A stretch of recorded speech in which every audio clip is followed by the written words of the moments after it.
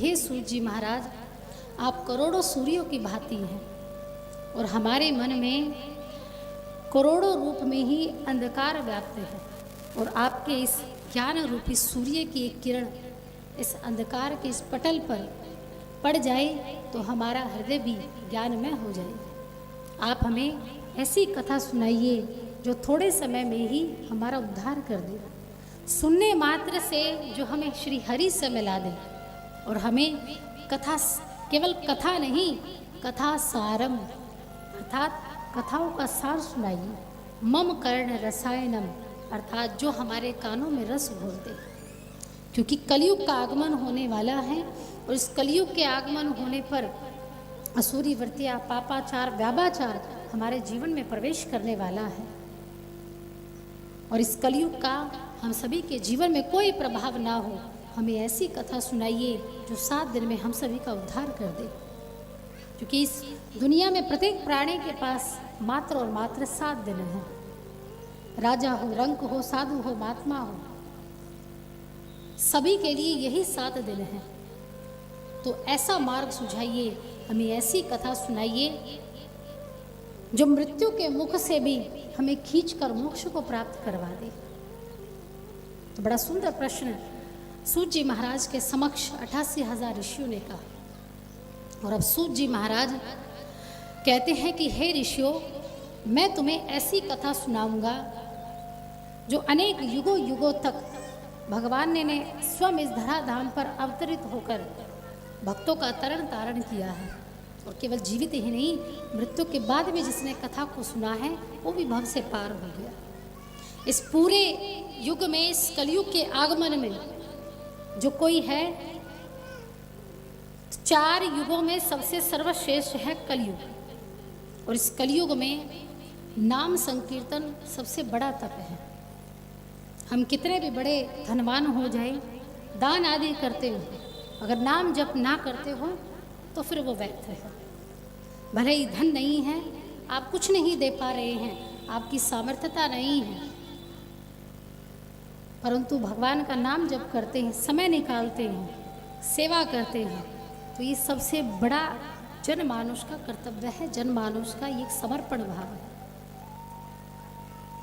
मैंने इसलिए प्रारंभ में कहा था क्योंकि भले ही धन की सेवा आपके पास ना हो, मन और तन दे दीजिए, सब कुछ मिल जाएगा। उस दुनिया में हर चीज देना संभव है, लेकिन मन का भाव देना बड़ा मुश्किल है और जिस दिन मन का भाव बन जाए उस दिन परमात्मा निकट है। उस दिन परमात्मा को मंदिरों में खोजने की आवश्यकता नहीं पड़ेगी, मंदिरों में ढूंढने की आवश्यकता नहीं पड़ेगी। इस दुनिया के प्रपंचों से इस व्यथा को अगर गाए, दुख को गाए, तो उस परमात्मा के सामने गाइए। व्यक्ति के हमेशा 2 स्वरूप होते हैं, एक सहज स्वरूप होता है, एक तो अपना एक सहज स्वरूप होता है, एक दिखावे का स्वरूप होता है। आप जितने भी आप जीते हैं ना समाज के सामने, वो दिखावे का स्वरूप है। एक प्रकार से हम नाटक ही तो कर रहे हैं दुनिया को दिखाने के लिए, है ना। हम वही करते हैं जो सामने वाले को अच्छा लगे। सच बताइए, करते हैं कि नहीं?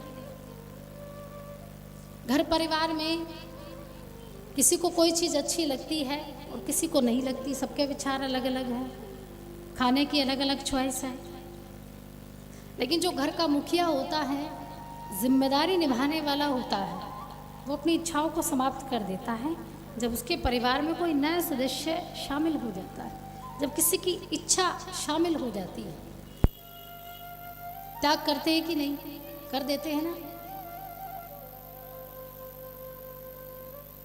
चाहे नारी हो चाहे पुरुष हो, और जिस दिन माता पिता बनते हैं और तीसरा कोई मेहमान परिवार में आता है, उस दिन से फिर अपना छोड़ते चलो और उसका अपनाते चलो। इसलिए माँ जब पीछे चलती है और बच्चे को आगे लाने के लिए चलती है, माँ पीछे चलती है ना, पैदल चलाती है, जब बच्चे को कैसे चलाती। साथ साथ तो ये मॉडर्न जमाना है। पहले की माताएं कैसे चलाती थी, बच्चे को आगे करती और खुद पीछे जाती। अब तो पश्चिमी सभ्यता को हम अपना रहे हैं, तो अब तो चलाने का ढंग भी बदल गया है।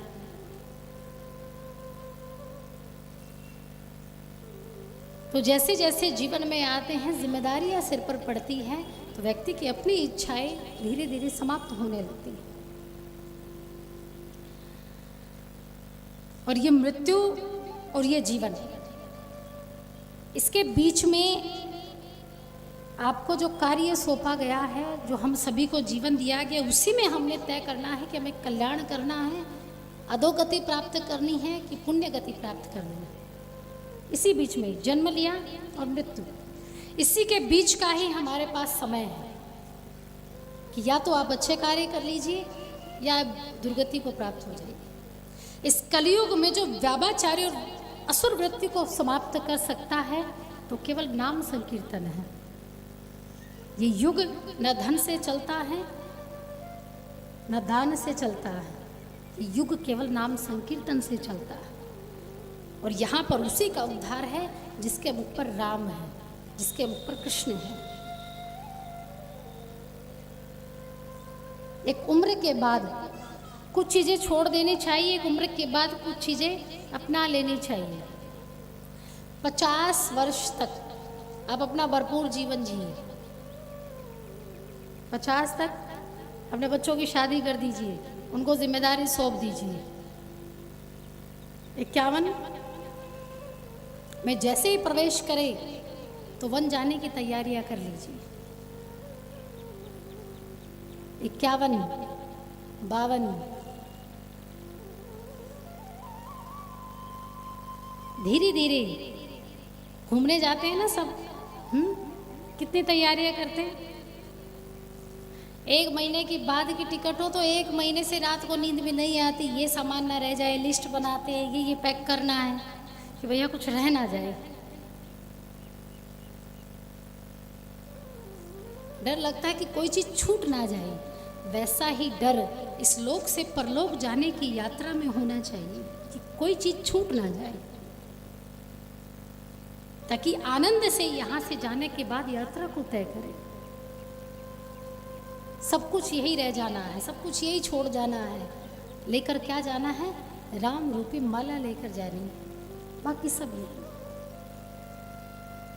तो जितना जीवन में हो सके नाम संकीर्तन कीजिए।